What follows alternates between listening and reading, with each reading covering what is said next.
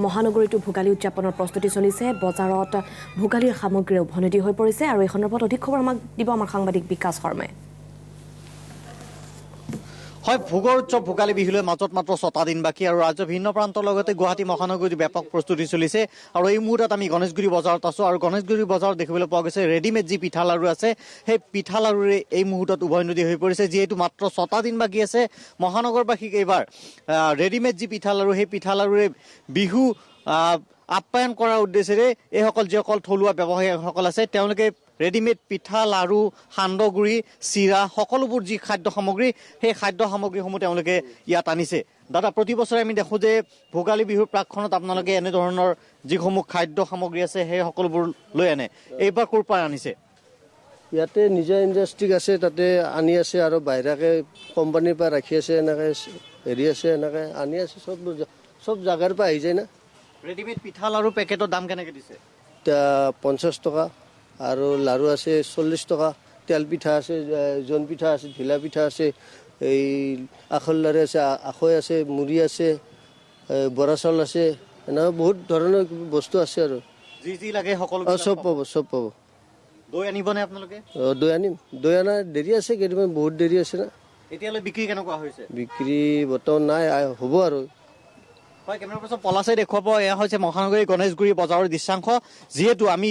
ইতিমধ্যে উল্লেখ কৰিছোঁ যে ভোগালী বিহুলৈ মাজত মাত্ৰ 6টা দিন বাকী আছে আৰু 6টা দিন বাকী থকা অৱস্থাত ইয়াত দেখিবলৈ পোৱা গৈছে ভোগালী বিহুৰ যিসমূহ খাদ্য সম্ভাৰ সেই সকলোবোৰ খাদ্য সম্ভাৰ ইতিমধ্যে যি মহানগৰী বজাৰ সেই বজাৰত উভৈনদী হৈ পৰিছে দেখিবলৈ পাইছে ৰেডিমেড যি চিৰা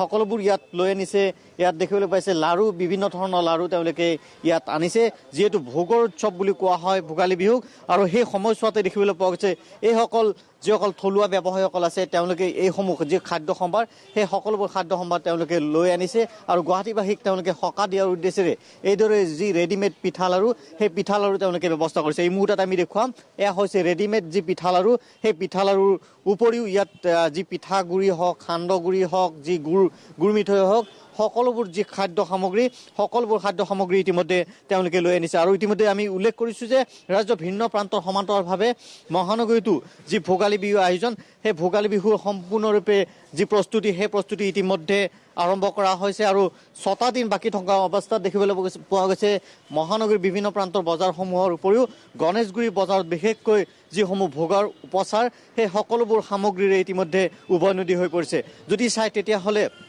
এইসকল যিসকল থলুৱা ব্যৱসায়ীসকল আছে তেওঁলোকে এই ধৰণৰ যিসমূহ চিৰা হওক সান্দহগুড়ি হওক পিঠা হওক সকলোবোৰ তেওঁলোকে এইবাৰ আনিছে আমি দেখিছোঁ প্ৰতি বছৰে আপোনালোকে লৈ আহে এইবাৰ এই যিসমূহ খাদ্য সামগ্ৰী দেখিছোঁ ক'ৰ পৰা আনিছে এইবিলাক আমি নলবাৰীৰ পৰা ঘৰৰ পৰাই লৈছোঁ কিছু নিজে বনাইছোঁ কেনেকৈ পেকেটবিলাক দাম কেনেকৈ দিছে দাম যোৱাবছৰ যেনেকুৱা আছে সেনেকুৱা হৈছে কিন্তু বস্তুবিলাকৰ দাম বাঢ়িছে আৰু যোৱাবছৰকৈ বহু আমি সেনেকুৱা দামতে বিক্ৰী কৰিছোঁ তথাপি ৰেডিমেড যদি পিঠা লওঁ লাড়ু লওঁ কেনেকুৱা আমি এনে 50 টকা আৰু বেছিকৈ 40 টকা দাম আমি দেখিছোঁ গুড় মিঠাই দেখিছোঁ এই পেকেট কেনেকৈ দিছে গুড় মিঠাই এইটো পেকেট 50 টকা আধা কিলো থাকে খেজুৰৰ আৰু তিলৰ লাড়ু দেখিছোঁ নাৰিকলৰ লাড়ু দেখিছোঁ এইবিলাক 40 টকা পেকেট এইবিলাক 40 টকা 50 টকা পেকেট এনেকুৱা গুড় মিঠাই যিটো জুলীয়াটো 100 টকা কিলো 100 টকা আৰু আছে নগৰ মিঠাই আৰু এটা মিঠাই আছে বৰপেটাৰ সেইটোৰ দাম কিন্তু 100 টকা কিলো বৰপেটা মিঠাই আহিছে খোলা নাই আমি আৰু এইটো হৈছে চালানী গুড় চাকি গুড় এইটো 4 টকা কিলো এতিয়া বিক্ৰী কেনেকুৱা হৈছে যিহেতু 6টা দিন বাকী আছে বিক্ৰী বৰ্তমান লগা নাই এতিয়ালৈকে লগা নাই এনে অলপ চলপ লৈছে আৰু মানুহবিলাকৰ পইচা পাতিও নোহোৱা হৈছে লকডাউনৰ কাৰণে ব্যৱসায়ৰ লাইনটো একদম বেয়া হৈ গৈছে না হোৱাৰ সম্ভাৱনা থাকিব লাগে কাৰণ বহাগ বিহুত খোৱা নাই না মানুহ বস্তুবিলাকে তাৰ কাৰণে চলিব লাগে আৰু মোটামুটি